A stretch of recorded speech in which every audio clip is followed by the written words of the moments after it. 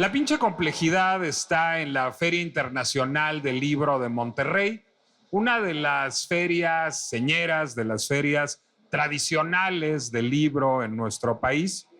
Una feria a la que he venido muchas veces en muchas capacidades. Ahora vengo como podcastero, pero también vengo a una mesa académica que organiza el INAI, el Instituto Nacional de Acceso a la Información. Es un gran honor venir de la mano del INAI a Film Monterrey, pero me ha tocado venir como autor, me ha tocado venir como reportero, me ha tocado venir como representante de una organización, si no hermana prima, de Film Guadalajara, para la que también trabajo.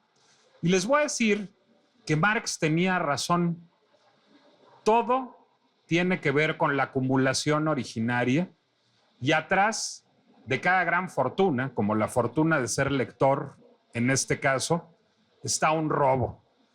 Yo estoy aquí porque mis papás robaron.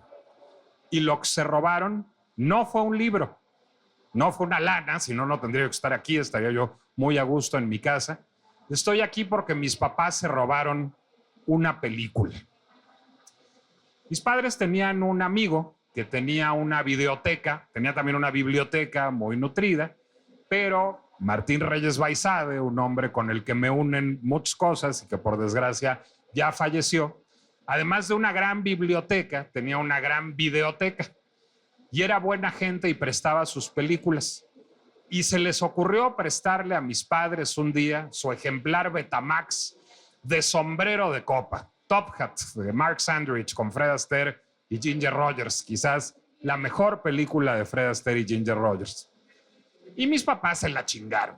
Digo, para decirlo en cristiano, no se la devolvieron jamás. Y tampoco le devolvieron su ejemplar en Betamax del Napoleón de Abel Gance. Y un día a mí me dio gripa de esa gripa que lo tiene uno tumbado en la cama y ya no se mueve uno. Y entonces pues ya está yo muy aburrido porque ustedes no están para saberlo ni yo para contarlo, pero cuando yo era joven, ya llovió, había nada más 8 canales en la televisión. Entonces pues ya, o sea, ya había yo visto el 2, el 4, el 5, todavía no existía Canal 7, había Canal 8, el 11, el 13, todavía no había Canal 22. Entonces, pues ya se me había acabado la tele y había una videocasetera Betamax en mi casa. Y entonces mis papás me llevaron esas 2 películas y les voy a hacer una confesión vergonzosa. Me dio hueva a los 8 años el Napoleón de Abel Gance y no la vi. Esa la vi muchos años después, es una gran película y se la recomiendo.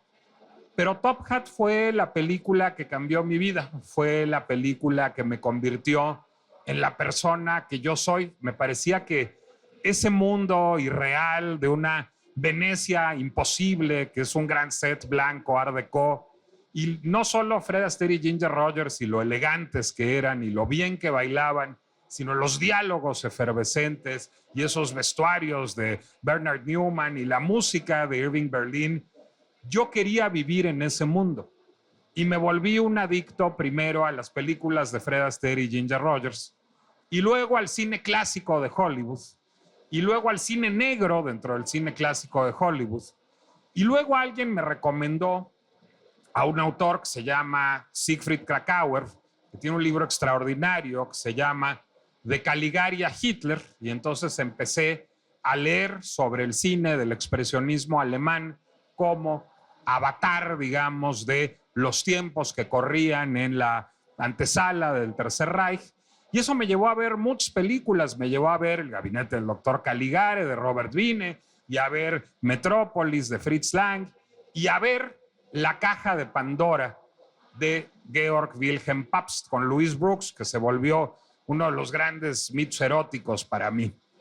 Y me encantó La Caja de Pandora y vi que estaba basada en 2 obras de teatro, en La Caja de Pandora y El Espíritu de la Tierra, de un autor que se llamaba Frank Wedekind, y las fui a conseguir y las leí, me gustaron muchísimo y me gustó muchísimo Wedekind.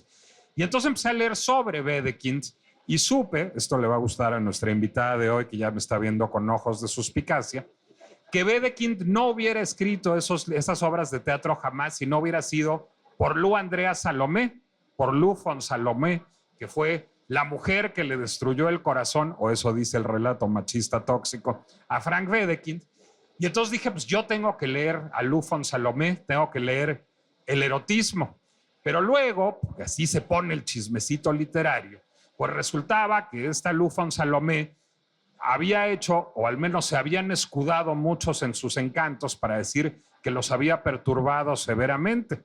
Uno de ellos era Sigmund Freud, a quien yo no había leído por ese entonces, pero pues también leí la interpretación de los sueños, más o menos, por aquella época. Luego ya me gustó tanto el asunto que me casé con una psicoanalista no freudiana, sino lacaniana, para ampliar la bibliografía, entre otras cosas. Y también descubrí que, pues, Lou von Salomé, que sí era francamente irresistible, no solo física, sino intelectualmente, pues también había tenido una relación un poco peculiar con un filósofo, poeta, que se llamaba Paul Rée, pero sobre todo con Friedrich Nietzsche. Y que Friedrich Nietzsche, en un acto de despecho solo igualado por Lupita D'Alessio y Paquita la del Barrio, pero en versión macho, había escrito Así habló Zaratustra, a ver si así se sacaba a Lou von Salomé como espinita, y para recomendar tóxicamente que todos los hombres se llevaran el látigo cuando fueran donde las mujeres. Bueno, pues así terminé yo leyendo filosofía alemana. La acumulación originaria fue el hurto de mis padres. Mis padres se robaron ese Betamax de sombrero de copa de su amigo Martín, y así terminé yo leyendo a Wedekind y a Lou von Salomé y a Freud y a Nietzsche y a muchos otros autores, porque un libro lleva al otro y eso es maravilloso. Y porque hay espacios como este, y empecé a venir a espacios como este, aquí y en Guadalajara y en Oaxaca y en la Ciudad de México, que son grandes puertas a los libros y a cómo la cultura toda, las películas, los libros, las obras de arte, las obras de teatro, se interrelacionan. ¿Y saben qué significa todo lo que les acabo de contar? Que soy un fósil, porque la gente ya no lee así. De entrada, a ver, películas, pues ya ni en DVD, o sea, ya ni en Blu-ray. ¿Quién va a andar teniendo videoteca? Ahora pues, la gente ve las cosas en plataformas. Freud, Nietzsche, Lou von Salomé, Rée, Wedekind, ¿de veras? No, hombre, la gente está leyendo ahora It Ends With Us, eso es lo que están leyendo, y esa ya está vieja, y ya se acabaron las de Harry Potter, y ya se acabaron las 50 sombras de Grey, pero hay una gran cantidad de literatura juvenil que está causando furor y que es objeto no de que señoros como yo vengamos a hablar de Wedekind y de Nietzsche y de Lou von Salomé a las ferias del libro, sino allá afuera hay todo un mundo de booktubers, de bookgrammers, de booktalkers que están reinventando el canon, que están creando comunidades lectoras, que están reinventando la relación que tenemos con los libros. Eso suena muy bien, suena muy democrático. También están callando a los señoros como yo cuando venimos a contar chismes de Lou von Salomé, porque están reivindicando valores de género y están reivindicando identidades disidentes a la hora de hablar de literatura. Pero ¿y entonces qué va a pasar con la gran literatura? ¿Y qué va a pasar con la gran filosofía? ¿Estamos leyendo de otra manera? ¿Esa manera es mejor o esa manera es peor? ¿Somos mejores lectores que hace 40 años cuando yo vi por primera vez Sombrero de Copa? ¿O somos peores lectores? Esa es la pinche complejidad de los libros en los tiempos del BookTok. Soy Nicolás Alvarado, me da muchísimo gusto estar aquí en Film Monterrey. No crean que nada más estoy inventando que estamos en Film Monterrey para justificar que se oye a vacío, a pesar de los buenos oficios de nuestro operador Rodrigo Traconis, sino a ver, prueba de vida de que estamos en Film Monterrey. ¿Estamos en Film Monterrey o no? ¡Sí! En efecto, y nos da muchísimo gusto darles la bienvenida a un episodio de La Pinche Complejidad. Y bueno, pues sí, uno ya se siente muy fósil aquí porque ve a mucha gente que está hablando de libros mientras pone cara de pescado con el teléfono frente a sí por todo Film Monterrey, y uno se acuerda de cuando venía aquí y no le dolían las rodillas. Y entonces luego se necesitan figuras transicionales que nos expliquen cómo cambió la comunidad lectora, o mejor, las comunidades lectoras. Yo diría que básicamente de 1996 para acá, del advenimiento de Twitter para acá. Yo creo que Magali Ortega, antes de hablar de libros o de redes, debe de hablar de cremas, porque yo creía que era mucho más joven que yo, lo que habla muy bien de los productos de belleza y cosmética que usa. Y resulta que sí es más joven que yo, pero no tanto, nomás es 4 años más joven que yo, lo cual me parece todavía más meritorio, porque muy probablemente @nenamonstruo, que es el handle de Magali en redes sociales, o sea, el booktoker, el bookgrammer y el booktuber más importante de nuestro país. Y yo creo que lo es por una razón muy sencilla, además, Magali, porque no habla de novelas de adultos jóvenes, sino porque habla de Nietzsche, de Lufon Salomé, de Freud, de Wedekind, de Simone de Beauvoir, de Proust, de Paz, de Cortázar, de Elena Garro. Tiene ya el segundo volumen de su chismecito literario, que está publicado por Alianza, si no me equivoco, es el Hachette. Yo sabía que era un sello de Hachette, pero no sabía qué sello de Hachette era. Es el sello Legacy de Hachette, entonces, el sello mismo. Y Magali, yo quiero que me expliques, porque evidentemente, y tú y yo hemos hablado públicamente de Proust. Sí. ¿Cómo termina, pues, una señora como tú, para decírtelo, igual que yo soy un señoro, convirtiéndose en una bookgrammer y en una booktuber? ¿Qué pasó de entrada? O sea, ¿qué viste? Porque yo sí me quedé leyendo a Christopher Domínguez en Letras Libres y me quedé leyendo el New Yorker y el Atlantic. ¿Qué viste que yo no vi? Antes que nada, estoy realizada porque estoy con mi crush literario número 1, que es Nicolás Alvarado. ¿Verdad que sí? ¿A todas? A todas, así. Lo escuchamos hablar y es como, quiero tener tu cerebro. Le pedí a Magali que dijera eso porque está mi esposa en el público, entonces fue para que me valore. Ahorita que estabas platicando de cómo llegaste a toda la lectura y que quieres hacer una diferencia de 1996 como para acá, quiero decirte que efectivamente somos contemporáneos. Tú ibas en la prepa y yo en la secundaria, o sea, ese tipo de diferencia de edades. Yo gasto menos en cremas. No, oye, te voy a decir, es que quiero hablar de las cremas. No gasto en cremas, no me maquillo por huevona, porque me da flojera. O sea, yo digo, ay no, pararme media hora antes para ponerme maquillaje, prefiero dormir. Me está humillando con mi fosilidad, porque pues, la gente que trabaja en la tele, ese medio del siglo XX, obvio, se maquilla. Te maquillabas y te desmaquillabas y te volvían a maquillar. Y sí, no, yo siempre fui la señora que iba, así como me ves, de godines a trabajar. Que decía, yo no voy a gastar media hora de mi tiempo preciado para dormir, para ponerme pestañas, para ponerme un blush, para ponerme... Entonces, por eso es mi piel, por eso es... Por ese lado me ves más joven de lo que... Okay, no por esa cremas. Es la lozanía del cutis, pero la de la mente, o sea, ¿cómo terminaste siendo primero una booktuber y luego una booktoker? Mira, ahorita que tú hablabas de tus papás que se robaron una película y que a partir de ahí tú lo viste, yo tuve una mamá y unos abuelos 100% lectores.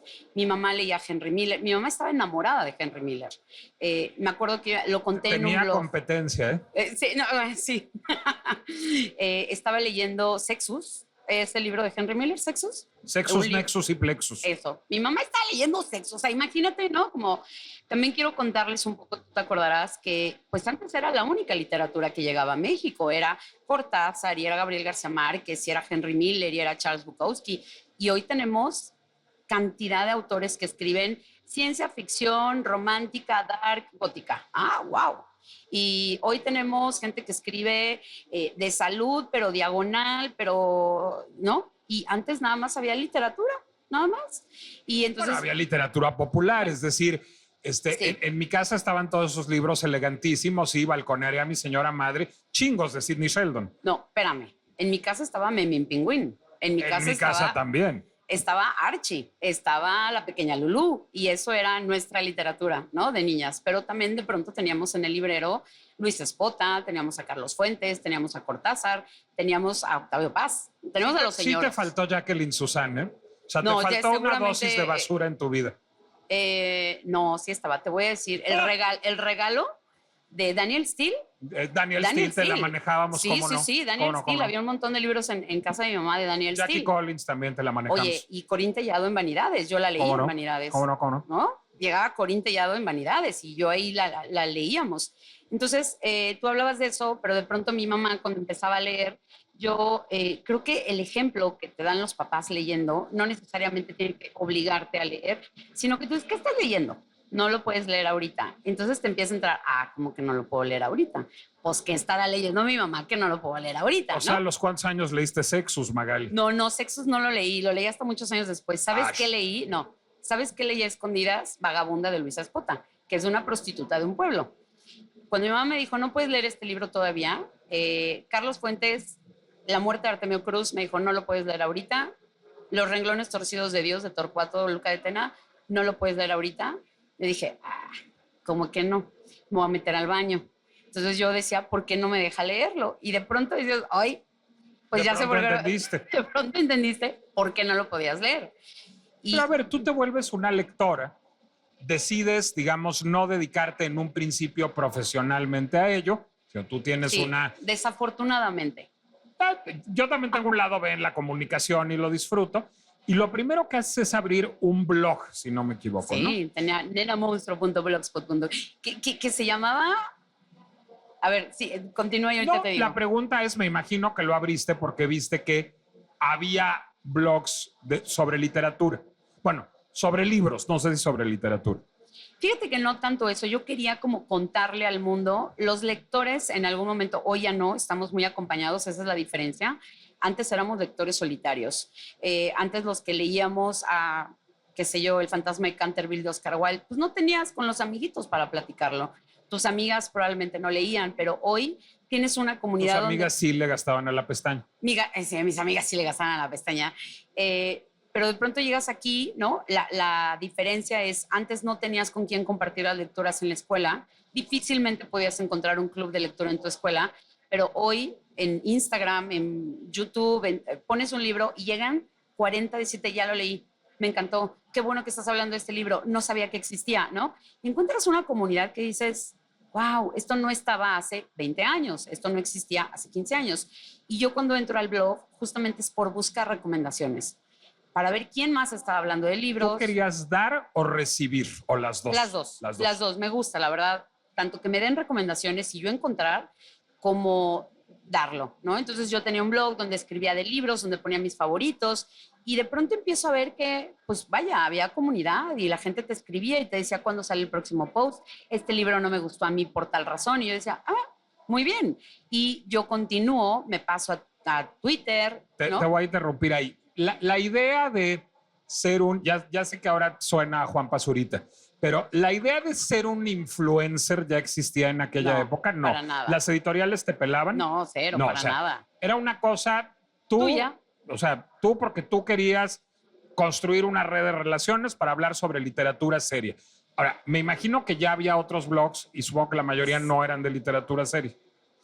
De hecho, yo conozco mucho música gracias a los blogs. Lo que pasaba con esa comunidad de los bloggers era que, no eras público, porque la idea era que te pusieras un nickname, un handle y te pusieras un avatar de un monito. La idea era que fueras privado y pudieras contar en un blog un montón de cosas, ¿no? Gente que hablaba de su día a día, gente que hablaba de tal cosa, se empezaron a especializar en hablar de ciertos temas.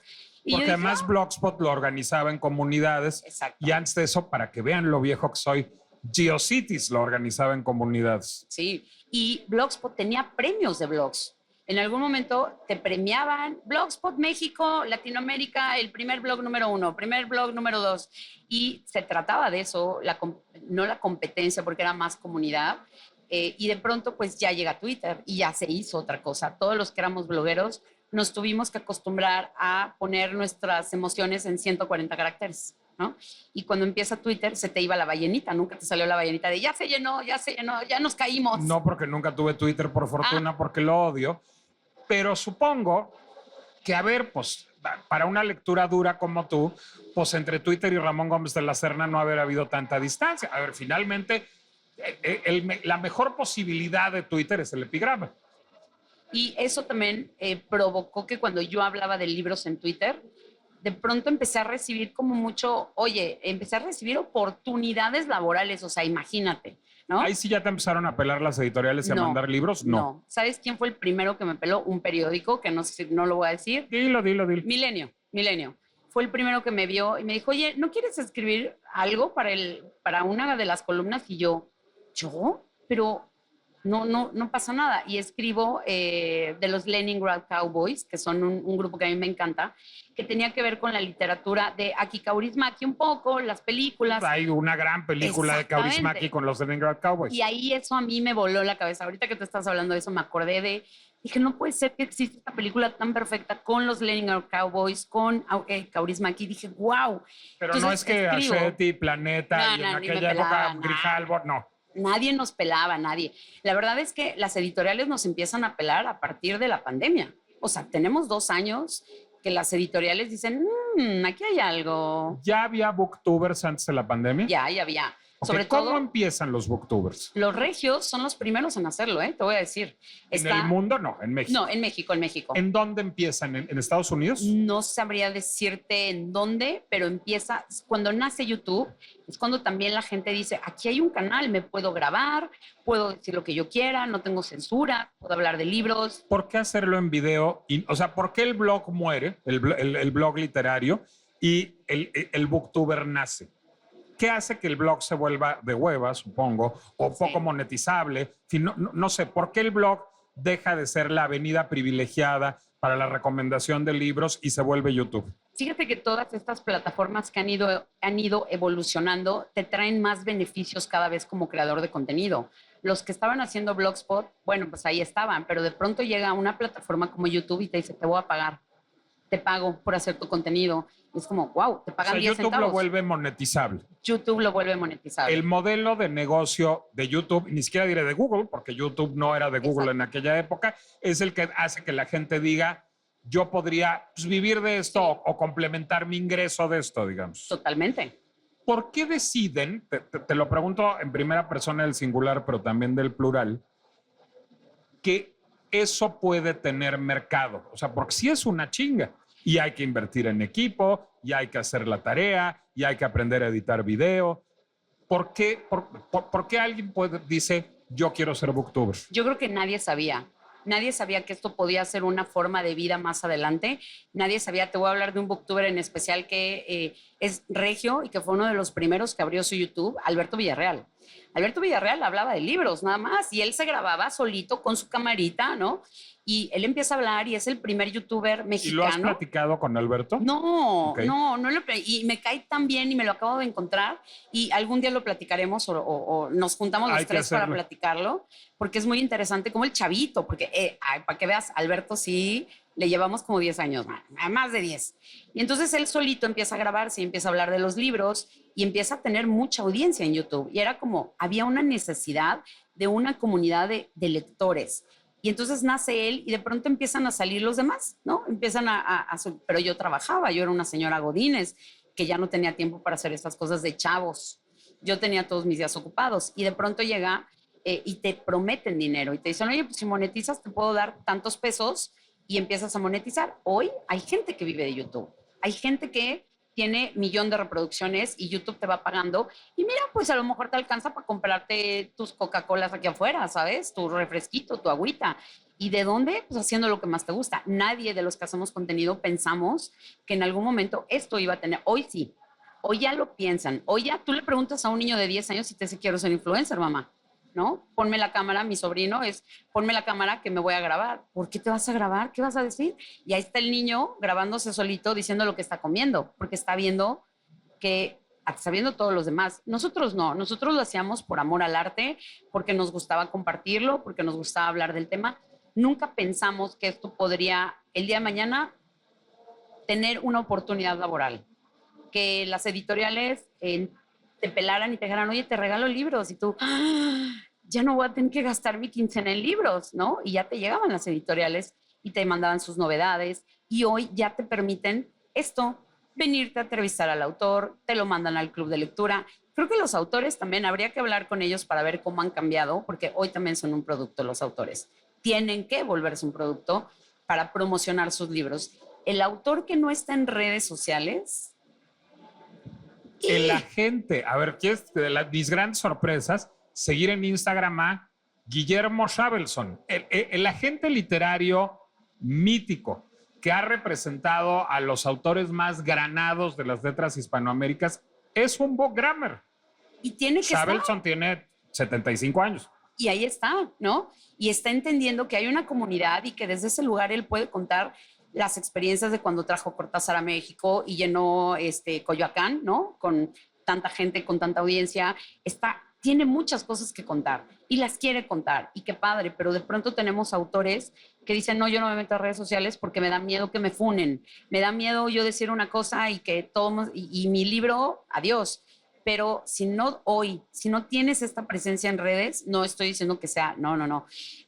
Los consagrados, los que ya están, los nuevos, gracias a que vienen estas generaciones mías de booktokers, de booktubers, pues de pronto somos nosotros también los que estamos ayudando a que un libro se venda más. Eso es completamente cierto.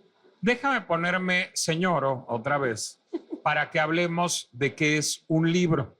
Porque en mis tiempos, en que uno se sentía serio y leía a Pierre Bourdieu, por ejemplo, entonces yo leí Las reglas del arte, que es un gran libro sobre cómo funciona la producción cultural, y ahí aprendí, gracias a Bourdieu, una noción que después se volvió básica no solo de la filosofía y de la sociología, sino de la mercadotecnia, que es la diferencia entre un bestseller y un longseller.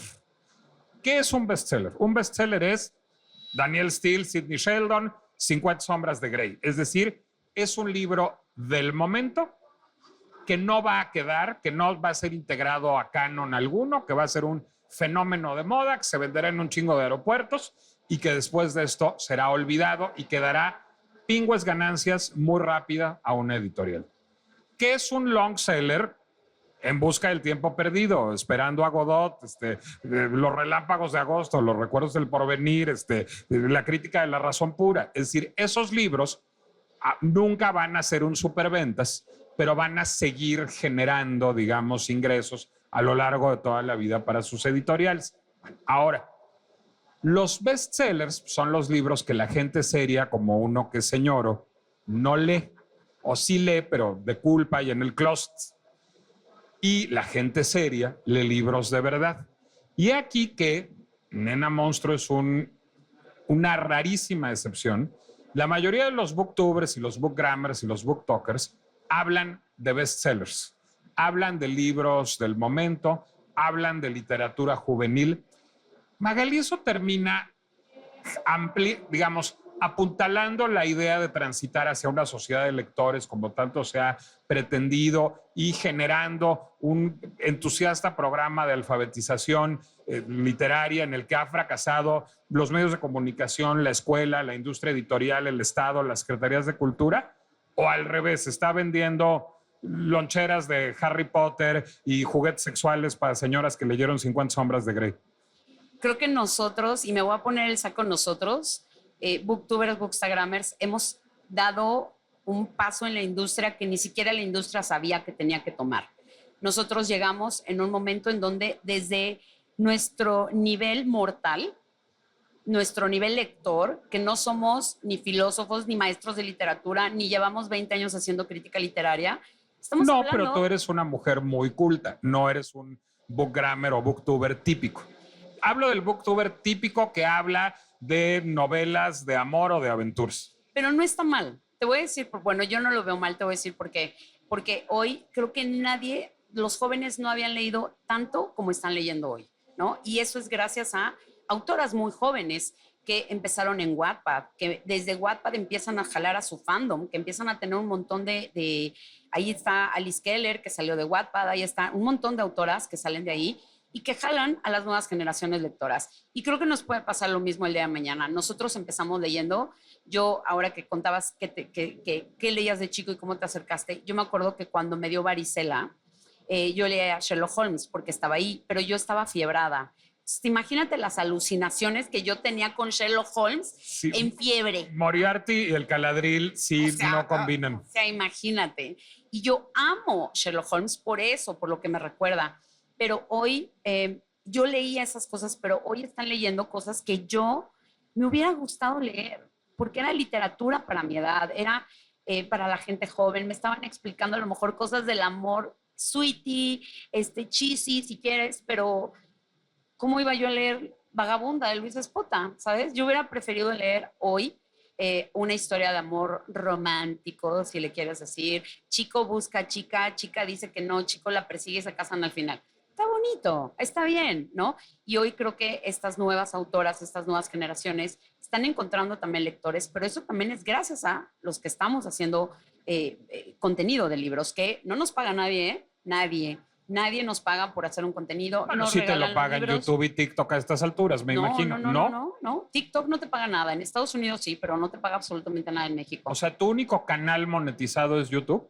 No, ninguno. Yo no tengo YouTube. Ah, ¿tú no tienes YouTube? Yo no tengo YouTube porque soy una tía. Bueno, ¿y el único canal monetizable es YouTube? Es decir, sí. ¿No es posible monetizarse como Bookgrammer o como BookToker? No. En TikTok no puedes monetizar, en Estados Unidos sí. Aquí todavía, por cualquier razón que sea, no se ha abierto, pero la gente en Estados Unidos, cuando tiene un video viral de 2 millones de reproducciones, 7 millones de reproducciones, de pronto puede tener $15,000 en la mano en un día.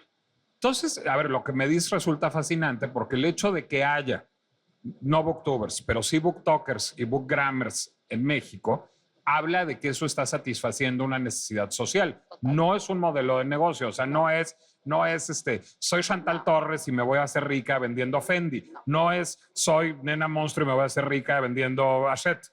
No, porque lo que sucede con la diferencia que tenemos con otros influencers, digamos, de moda, pues ellos sí los mandan a París a ver el último desfile de Christian Dior. O sea, y de pronto, pues a mí no me pagan, pero a ellos les mandan la bolsa de Christian Dior y les mandan, oye, tenemos el nuevo marca de coche, ¿no? Queremos que vayas y lo anuncies. A nosotros que las editoriales no tenemos dinero, ¿no? Y nunca nos pagan. Entonces, nosotros hacer el contenido de verdad es por amor, porque no hay, ¿qué marca te puede quedar a ti que hables de libros? No sé, a lo mejor a mí me han llegado marcas, una marca de whisky que tiene que ver con libros. No hay. Déjate explico con unos whiskies hoy en la noche. Sí, o sea, sí, pero es como, a mí nunca me han visto tomar. Entonces, ¿cómo voy a anunciar un whisky? ¿Sabes? Creo que también de pronto no caigo en esa categoría donde podemos aceptar todo, donde podemos hablar de todo. Si mi vida fuera lifestyle, te diría que sí. Lo pongo en la noche, en la cena, y ahí te pongo la mención y listo, me das 40,000 pesos por la mención. Pero en el caso de los libros, es muy limitado el momento donde podemos hacer una alianza con alguna marca, que quede con nuestro contenido, que vaya con nosotros, porque no vas a estar anunciando un shampoo. ¿Qué tiene que ver un shampoo con contenido de libros? Pero si me dices, oye, tengo un iPad, pues sí, eso puedo leer en el iPad, ¿no? Lo puedes ligar. Entonces sí hay una diferencia, como hoy nosotros también no ayudado, bueno, sí ha ayudado a la industria, pero también es como hemos abierto otra puerta a la industria editorial que ni siquiera las editoriales sabían que podía existir hasta que nos vieron. Riesgo, y te lo pregunto porque justamente tú no eres típica y me interesa cómo has hecho, digamos, para lidiar con un público que está acostumbrado a otro tipo de contenidos. A mí que me parece teóricamente bien la idea del booktuber o el bookgrammer o el booktoker. A mí me parece que no hay soportes intrínsecamente perversos, bueno, salvo Twitter.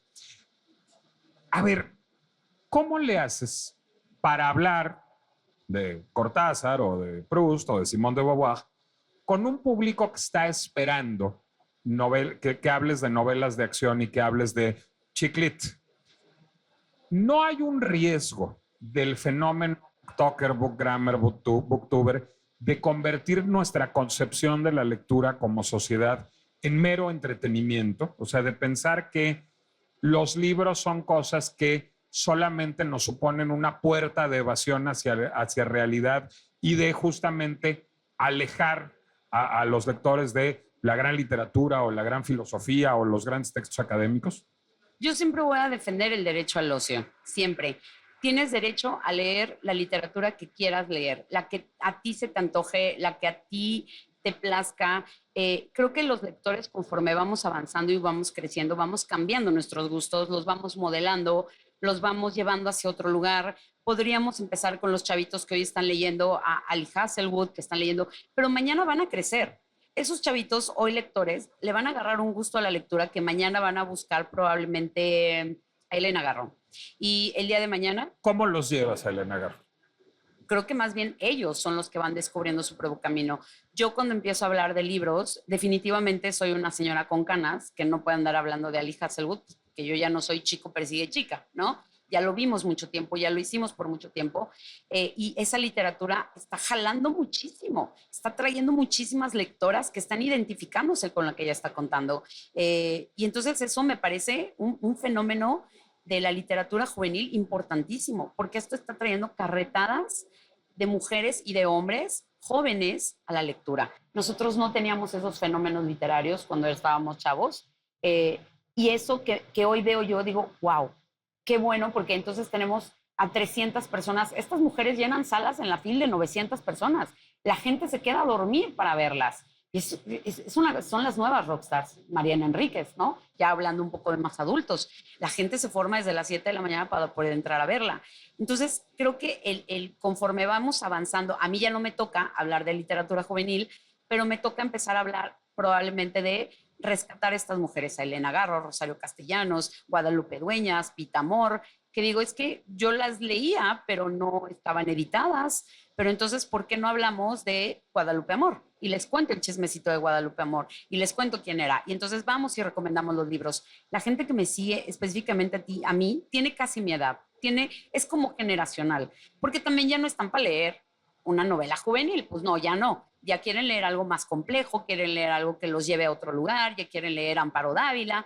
Y si tú le das a una niña Amparo Dávila a los 14, probablemente no sea como el mejor momento para que la lea, ¿no?